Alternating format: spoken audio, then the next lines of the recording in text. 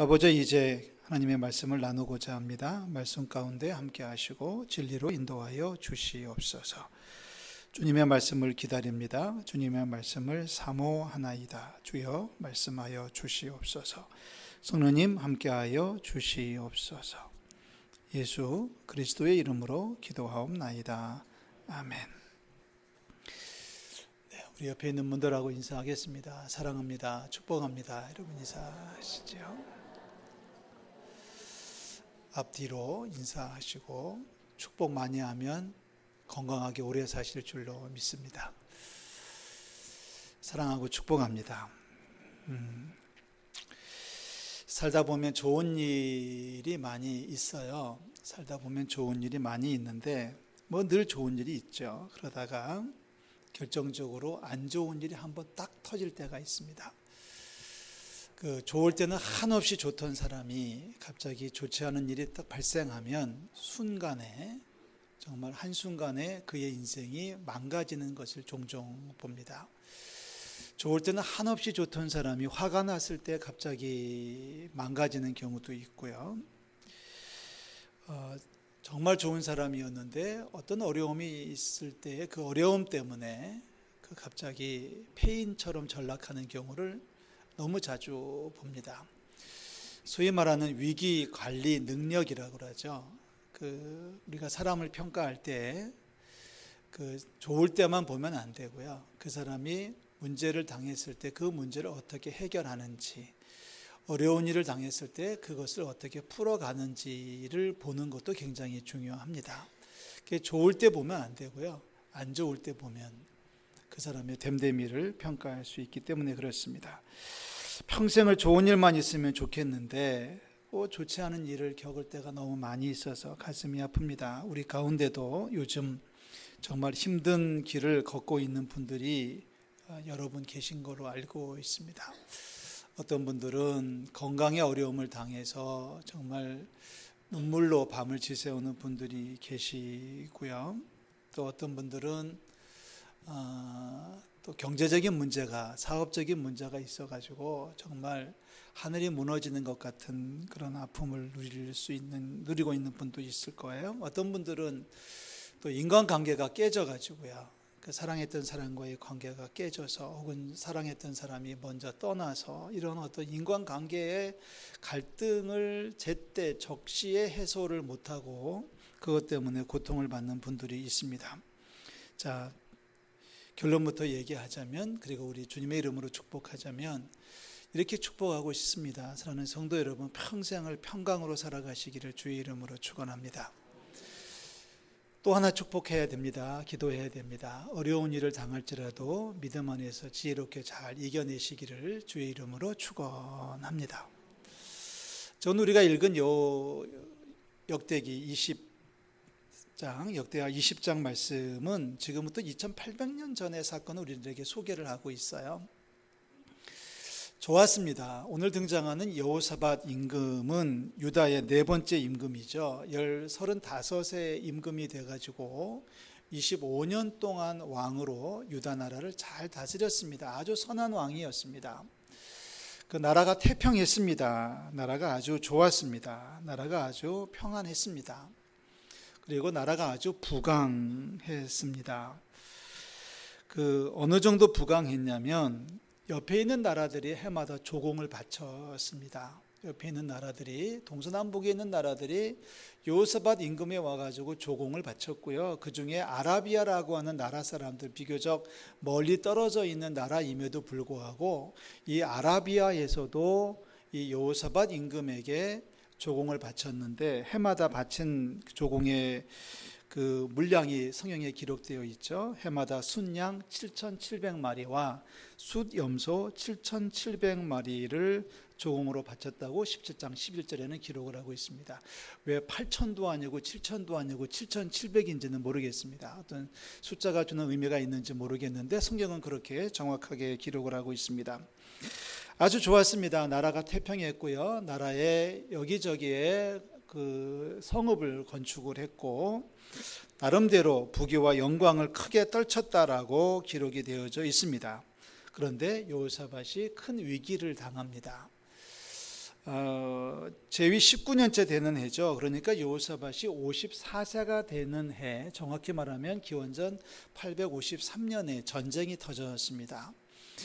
그동안 조공을 바쳐왔고 그동안 굽실거렸던 나라들이 무슨 마음이 생겼는지 틈을 내가지고 이 나라들이 합세를 해서 연합군을 결성을 해가지고 유다를 침공을 했다라고 역대하 20장 1절에는 기록을 하고 있습니다. 모압 자손과 암몬 자손과 마온 사람들이 힘을 모아가지고 한마디로 말하면 동맹을 해가지고 유다를 침공을 했습니다. 그런데 뜻밖의 습격을 당한 여호사밧이 속수무책이었던 것 같습니다. 오늘 성경에 보면 전령이죠. 어떤 사람이 와서 여호사밧에게 보고를 하는데 이 사람들이 바다 저쪽에서 아람에서 왕을 치러 왔는데 하사손 다말 곧 엔게디에까지 왔다라고 보고를 했습니다. 이 엔게디라고 하는 곳은 예루살렘에서 남동쪽으로 56km입니다. 예루살렘에서 남동쪽으로 56km면 어느 정도의 거리감이 있는지 모르겠습니다. 굉장히 가깝다는 뜻입니다. 가까이 왔습니다. 신림역에서 의정부역까지가 정확히 56km입니다. 내비상으로. 그러니까 이제 하루길이면은 적들이 쳐들어와서 이제 하루길이면은 예루살렘에 적들의 함성이 들릴 경각에 놓였다라고 하는 것입니다. 그것도 1대1로 싸워도 만만치 않은 전쟁인데 3대1의 전쟁을 하게 되는 거니까 여호사밧 임금도 놀랄 수밖에 없죠. 그래서 3절에 보면 여호사밧이 두려워했다라고 기록을 하고 있습니다. 두렵지 않겠습니까?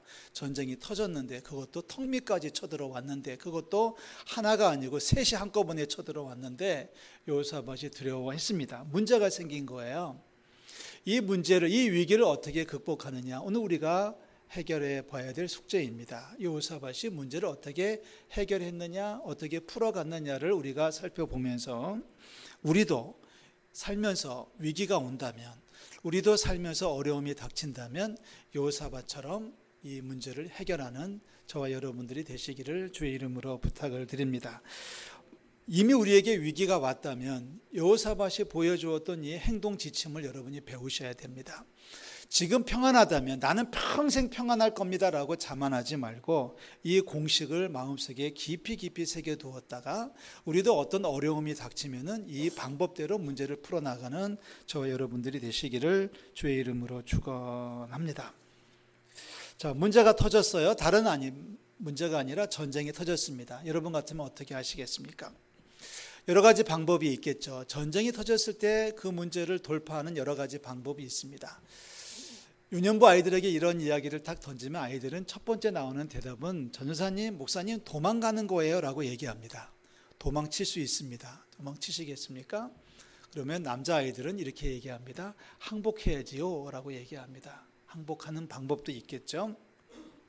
아니면 적당히 둘러대면서 화친을 청할 수도 있겠고요. 그러면서 시간을 벌다가 다른 나라 사람들에게 지원을 요청을 해가지고 지원군이 올 때까지 버티다가 우리도 같이 힘을 모아가지고 전쟁을 할 수도 있습니다. 물론 맞서 싸우다가 장래리 전사하는 애국지사들도 있을 것 같습니다. 여러분 같으면 어떤 방법을 선택하시겠습니까? 만약에 재정 문제가 터진다면 어떻게 하시겠습니까? 재정 문제가 터지면 돈 많은 사람을 찾아가서 부탁을 할 수도 있겠고요. 병에 걸렸다면은 여기저기 찾아다니면서 용하다는 의사를 구할 수도 있을 것이고요. 혹은 우리 가운데 한두 분 그럴는지 모르겠습니다. 집안에 어려운 일이 생기면 어떻게 하면 좋을지 점쟁이를 찾아가는 분이 계실지도 모르겠습니다. 씩 웃는 분은 전과범들입니다. 여러 가지 방법이 있겠죠. 그렇다면 여호사밧은 어떻게 했을까요? 여호사밧 이야기로 돌아가면 그렇습니다. 여호사밧은 여러 가지 선택지가 있었는데요. 두렵죠, 떨리죠. 나라가 위기 상황에 빠졌습니다. 여러 가지 선택지가 있었는데 여호사밧은 여호와께 낯을 향했다라는 말로 시작합니다. 여러분 3절 말씀 다 같이 한 번 더 읽겠습니다. 3절 말씀. 여호사밧이 두려워하여 여호와께로 낯을 향하여 간구하고 온 유다 백성에게 금식하라 공포하며. 자, 여기 여호사밧이 두려워했다. 똑같죠. 우리도 두렵습니다. 그런데 여호사밧이 선택한 해결책은 뭐냐면 첫 번째는 여호와께로 낯을 향했다라고 하는 것입니다. 에어컨 하나만 꺼주세요. 여호와께로 낯을 향했다. 그러니까 하나님만 바라보고 있다는 뜻이겠습니다. 그리고 기도를 했다. 그리고 본인은 물론이지만 여러 백성들에게도 금식을 하라고 요청을 했습니다. 여호와께 낯을 향하고 기도했고 유다 백성에게는 금식하라고 공포를 했습니다. 그랬더니 유다 사람들이 왕의 명령을 따라서 부지런히 달려와서 예루살렘에 모여서 함께 금식하며 기도를 했습니다. 자, 여호사밧이 기도하는 내용이 5절에서부터 12절까지 길게 기록되어져 있습니다. 기도의 내용은 그렇습니다. 이 어려운 일을 당했습니다. 하나님 도와주세요. 이겁니다. 뭐 다른 기도가 있겠습니까? 이 어려운 일을 당했사오니 하나님의 백성들을 공공에 빠뜨리지 마시고 하나님 도와주세요 라고 하는 기도를 여호사밧은 하게 됩니다. 그런데 이 여호사밧의 기도 가운데 우리의 귀에 익숙한 표현이 하나가 등장합니다. 여러분 12절 말씀 읽을까요? 12절 다 같이 읽습니다. 우리 하나님이여 그들을 징벌하지 아니하시나이까 우리를 치러 오는 이 큰 무리를 우리가 대적할 능력이 없고 어떻게 할 줄도 알지 못하고 오직 주를 바라보나이다. 자, 우리는 그러한 복음송가를 부르고 있지 않습니까? 우리도 오늘 예배 마지막에 같이 부르겠습니다만은 주만 바라봅니다라는 찬송에 너무 익숙한 나머지 이 기도에 전부를 놓치는 경우가 많이 있는 것 같습니다. 자, 과연 그렇다면 주만 바라본다고 하는 것은 어떻게 하는 것입니까? 지금 전쟁이 터졌어요. 적군이 때로 몰려와가지고 지금 턱 밑에까지 쳐들어왔습니다. 내일이면 모레면 적들의 함성이 들릴 것입니다. 얼마나 더 버텨낼지 모르겠습니다. 우리는 준비도 되지 않았습니다. 감당할 만한 힘이 없습니다. 어떻게 할 줄을 모릅니다. 그래서 주님만 바라볼 뿐입니다 라고 기도를 하고 있거든요. 그렇다면 이 상황에서 여호사밧이 기도했던 주만 바라본다는 것은 뭘 어떻게 한다는 뜻일까요? 많은 분들이 그렇게 이해를 하시더라고요. 주만 바라본다고 하는 것을 다른 것을 포기하고 넋놓고 있는 것으로 이해하는 분들이 계십니다. 지금 여호사밧은 포기하지 않았습니다. 여호사밧은 자포자기한 것이 아니에요. 주님만 바라본다고 하는 것은 아무 생각 없이 눈만 멀뚱멀뚱 쳐다보면서 어떻게 되겠지, 어떻게 도와주시겠지 하고 넋놓고 넋 빠져서 허공만 쳐다보고 있는 것은 절대 아닙니다. 주님을 바라본다고 하는 것은 볼 것이 많이 있지만, 보고 싶은 것이 많이 있지만 다른 것은 다 제껴버리고 다른 것은 다 씻어버리고 주님에게만 시선을 맞추고 있다고 하는 뜻입니다. 선택지가 많이 있습니다. 아까도 말씀드렸죠.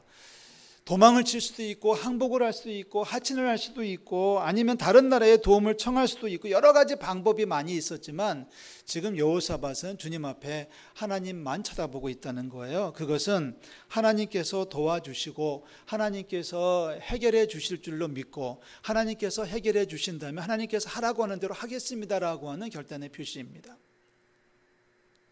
그렇기 때문에 여기 주님만 바라본다고 하는 것은 적어도 세 가지 신앙적 결단이 필요하죠. 여호와께 낯을 향하여 주님만 바라보고 있을 뿐입니다. 주님만 바라보고 있다. 주님께서 시키는 대로 하겠습니다. 주님 뜻대로 살겠습니다라는 고백입니다. 첫 번째는 주님만 바라본다고 하는 것은 기도입니다. 지금 여러분 잘 보시면 알겠지만 지금 여호사밧의 이 이야기는 주님만 바라본다고 하는 것은 기도의 한 내용이었습니다. 그리고 여호사밧은 금식하면서 기도했습니다. 선택지가 많았지만 다른 유혹에 넘어가지 아니하고 주님께서 해결책을 구해 주실 것을 믿고 기도하고 있는 모습입니다. 얼마나 열심히 기도했냐면 금식하면서 기도를 했습니다. 우리가 문제를 당했을 때 우리가 해야 될 첫 번째 단계는 바로 여기에 있습니다. 어떤 어머니가 저를 찾아와서 자식 문제를 가지고 자식이 말을 듣지 않는다라고 이야기를 하고 울고 있었습니다. 저는 지금도 그분의 표정을 잊을 수가 없는데요. 눈물을 뚝뚝 흘리면서 우리 아들을 살려주세요라고 부탁을 하고 있습니다. 어떻게 위로해야 될지, 뭐라고 격려해야 될지 모르겠는데 한참을 눈물을 훔치다가 시계를 보더니 연수국 시간 됐네요. 목사님 갈게요. 그럽니다. 앞뒤가 안 맞는 겁니다. 앞뒤가 안 맞는 겁니다. 지금 많이 보고 있는 거예요. 많이 보고 있는 거예요. 이것저것을 다 보고 있다가 그냥 와가지고 마치 백화점에 가서 옷 한 벌 고르면서 여기서 한번 옷 보고서 입어본 다음에 다른 데 한번 둘러보고 올게요 라고 하는 마음인 것 같습니다. 그 어머니는 그랬습니다. 제가 느끼기에는 그랬습니다. 마치 저한테 와서 얘기하고 눈물 콧물 쏟아내고 가다가 그리고서는 돌아가는 모습을 보면서 다시 올게요 라는 모습이 제가 무슨 백화점에 옷 파는 점원같이 느껴졌습니다. 주님만 바라본다고 하는 것은 간절한 기도입니다. 여호사밧은 금식하면서 기도했습니다. 밥을 먹고 힘을 내서 싸워도 될까 말까 한 판인데 기도하기 위해서 금식을 했다고 얘기합니다. 그분이 며칠 뒤에 다시 왔습니다. 그래서 제가 물었습니다. 주인공 죽었어요? 살았어요? 물었더니 아직은 살았답니다. 제가 다시 물었습니다. 아들은 살았어요? 죽었어요? 살아있답니다. 제가 그렇게 얘기했습니다. 집사님, 아들을 위해서 몇 끼 정도, 몇 끼 금식을 해보았습니까? 물었습니다. 그랬더니 하시는 말씀은 한 끼도 굶어본 적이 없답니다. 그래서 제가 그렇게 권면했습니다. 아들이 잘 되기 원한다면 집사님, 아들을 위해서 금식하며 기도하십시오. 문제가 벌어졌을 때, 문제가 터졌을 때 우리가 할 수 있는 첫 번째 방법은 주님 앞에 낯을 향하여 기도하는 겁니다. 다른 것을 쳐다보는 게 아닙니다. 주님만 바라본다고 하는 가장 강력한 도구는 주님 앞에 시선을 맞추고 주님 앞에 기도하는 것입니다. 할렐루야. 똑같은 질문을 던지고 나가겠습니다. 여러분, 자녀들이 잘 되기를 원하신다면 자녀들을 위해서 금식하면서라도 기도하십시오. 간절한 기도를 주님께서 들어주실 줄로 믿습니다. 자, 두 번째 방법은, 두 번째 이야기는 주님을 바라본다고 하는 것은 그렇다면 주님께서 말씀하실 때 주님 뜻대로 살겠다고 하는 신앙적 결단을 이야기합니다. 자, 이스라엘 백성들은 여호사밧 임금과 함께 금식하며 기도했습니다. 그리고 나서 12절에서 기도가 끝났지 않습니까? 주만 바라보나이다 하고 기도가 끝난 다음에 13절에 가서 보면 여호사밧과 유다 사람들이, 모든 사람들이 그들의 아내와 자녀와 어린 이와 더불어서 여호와 앞에 섰더라라고 얘기합니다. 섰다는 얘기는 서서 주님의 인도하심을 기다리고 있는 겁니다.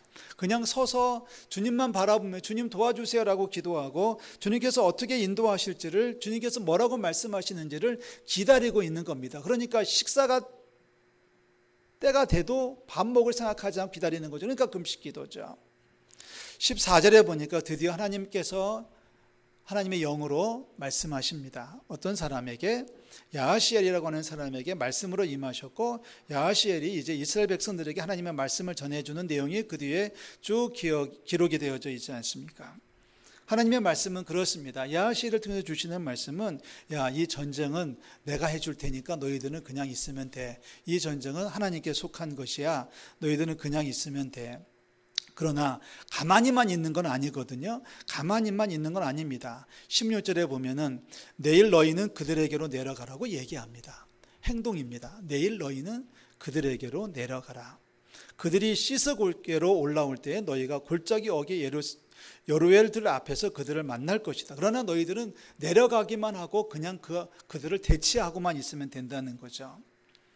자, 그런데요, 이 말씀을 들은 여호사밧과 신하들이 더 구체적인 작전을 짭니다. 내려가는 방법을 짜는데요, 기가 막힌 방법을 짜죠.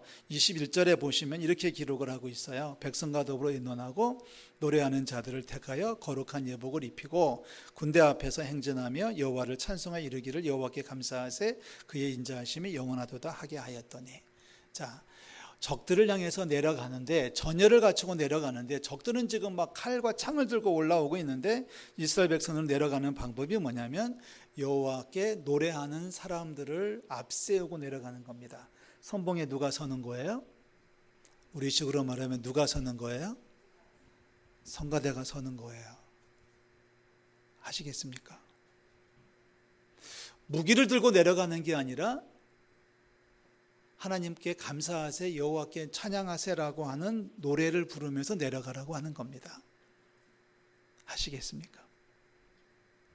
자, 주만 바라봅니다라고 하는 뜻은 철저한 간절한 기도가 1단계라면 두 번째 단계는 주님께서 말씀해 주시는 방법을 따라서 철저하게 완벽하게 온전하게 순종하는 것을 의미합니다. 내 뜻대로 하는 게 아닙니다. 주님 뜻대로 하는 거예요. 주님 방법대로 하겠습니다.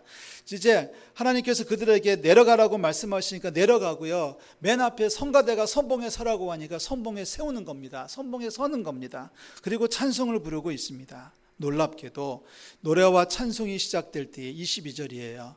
여호와께서 복병을 두어 유다를 치러 온 암몬 자손과 모압과 세일산 주민들을 치게 하셔서 그들이 패했다는 겁니다. 전쟁은 누구에게 속한 거예요? 하나님께 속한 줄로 믿습니다.